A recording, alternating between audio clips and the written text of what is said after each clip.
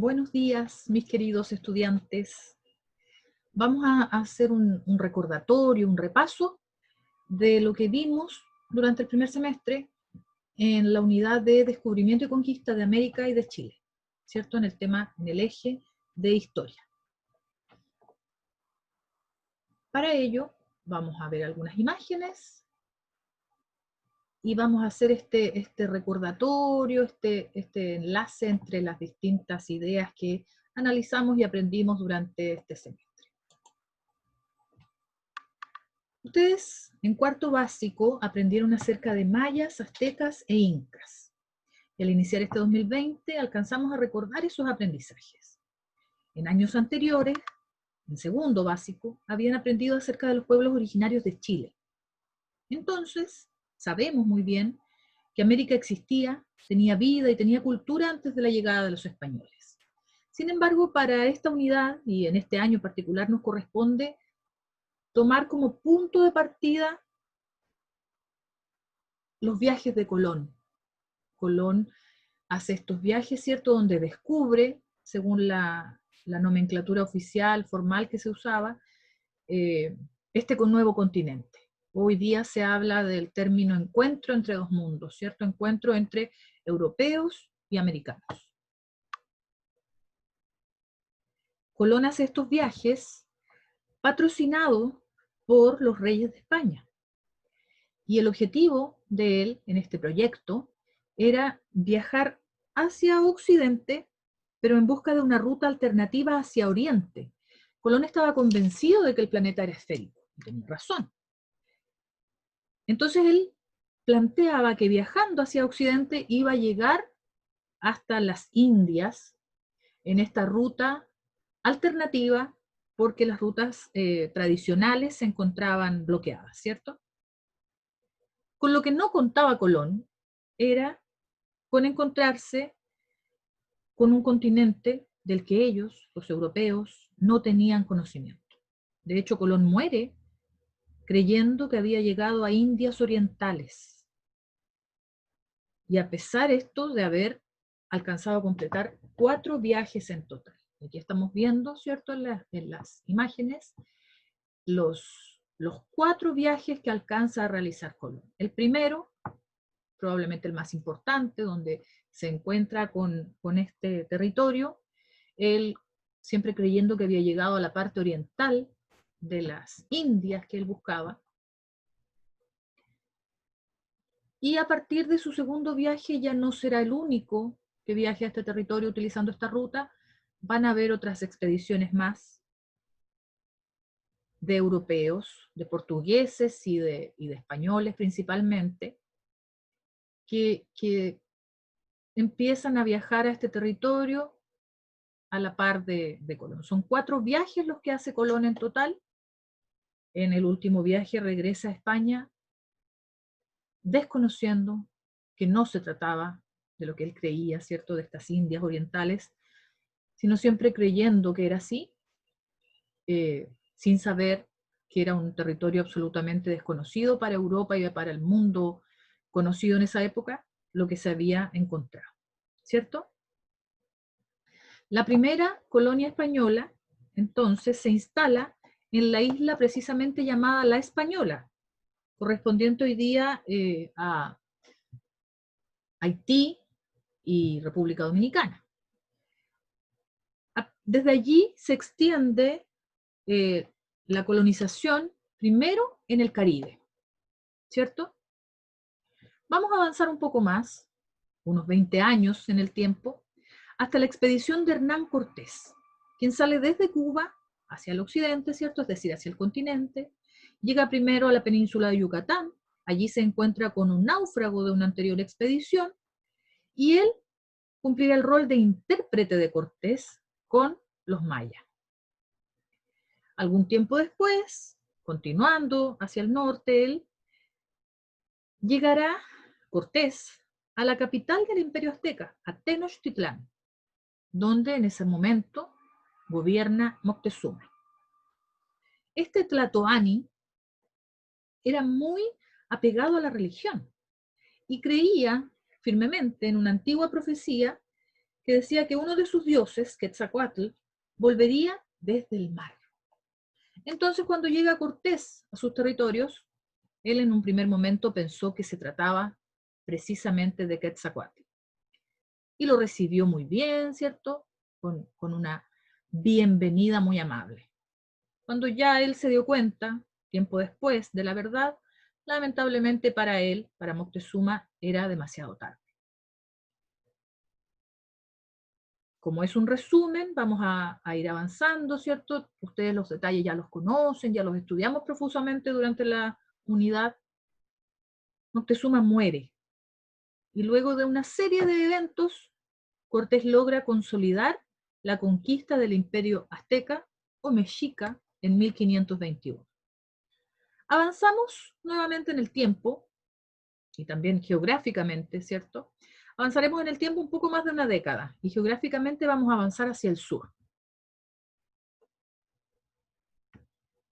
hacia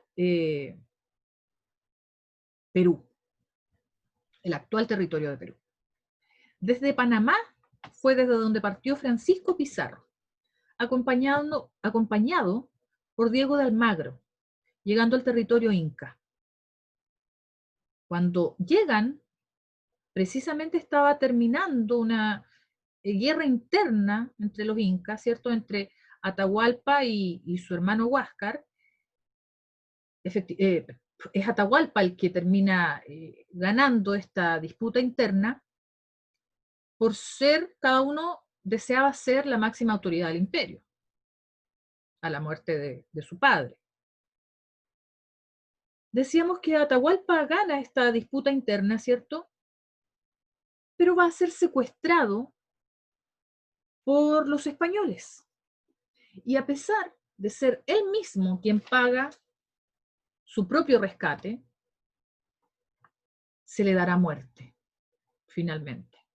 Entonces va a asumir la dirección del imperio Manco Cápac, pero la verdad es que él va a ser una autoridad, se dice que de un rol decorativo, porque la verdadera autoridad la ejercen los españoles.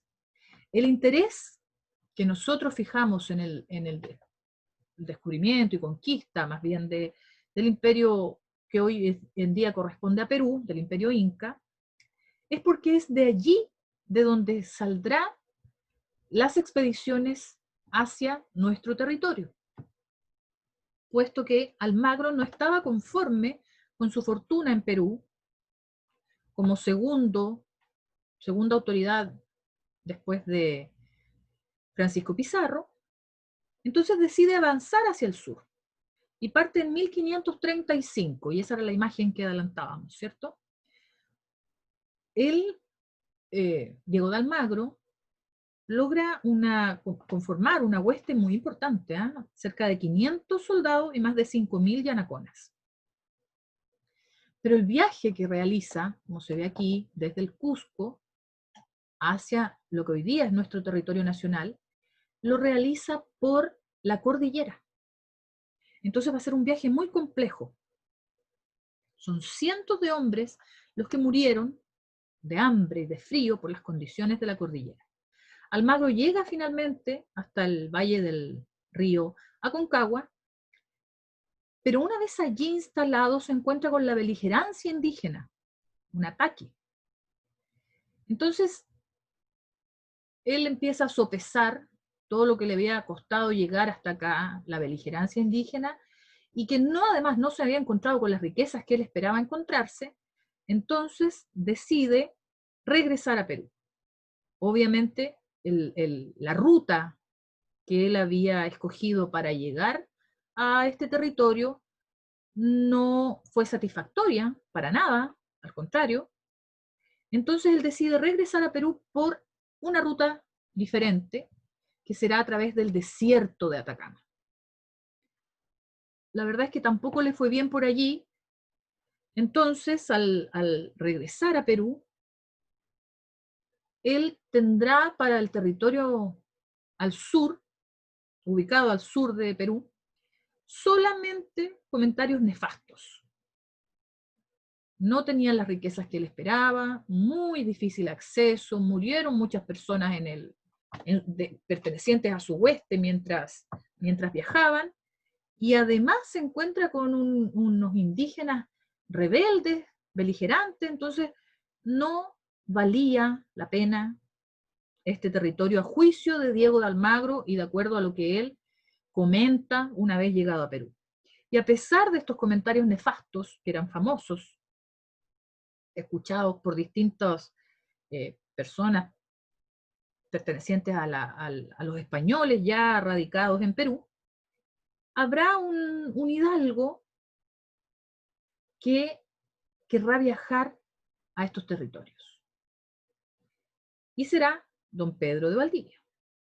Él decide invertir su fortuna personal para organizar su hueste que va a alcanzar apenas 150 españoles. Y se dirige hacia el sur, partiendo desde el Cusco en 1540. Pedro de Valdivia buscaba, al igual que todos los exploradores, riquezas, ¿cierto?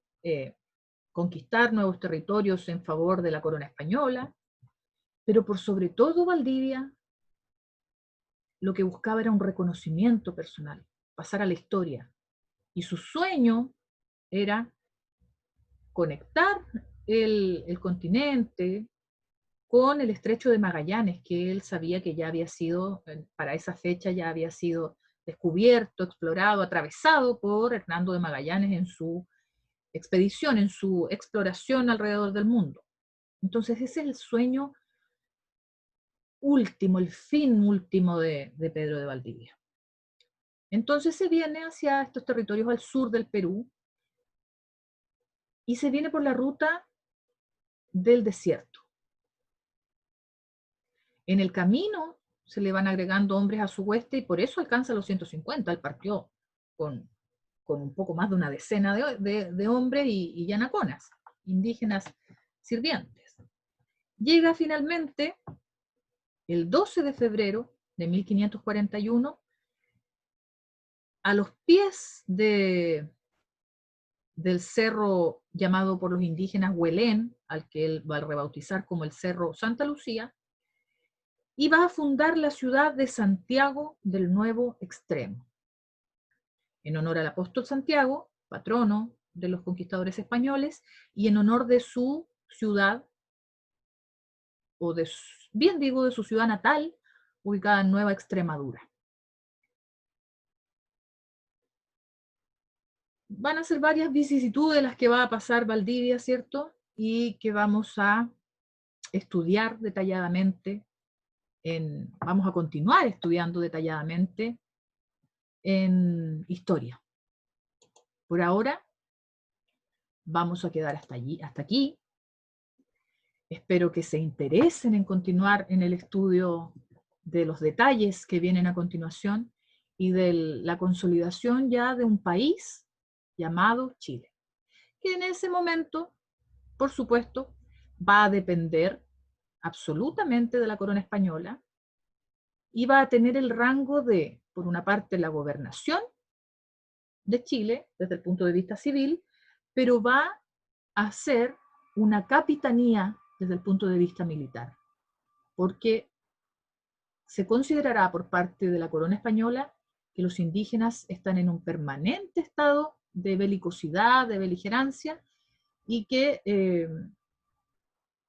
estos territorios se encuentran, se decreta así, se establece así, de parte de la corona española, que se encuentran estos territorios en guerra. Por lo tanto, desde el punto de vista militar, siempre va a tener el rango nuestro territorio durante la conquista de capitanía general y gobernación. Vamos a ver muchos detalles de esto en el estudio de la colonia más adelante. ¿Les parece? Así que la invitación está hecha. Continuemos con nuestras clases y nos vemos. Cariños.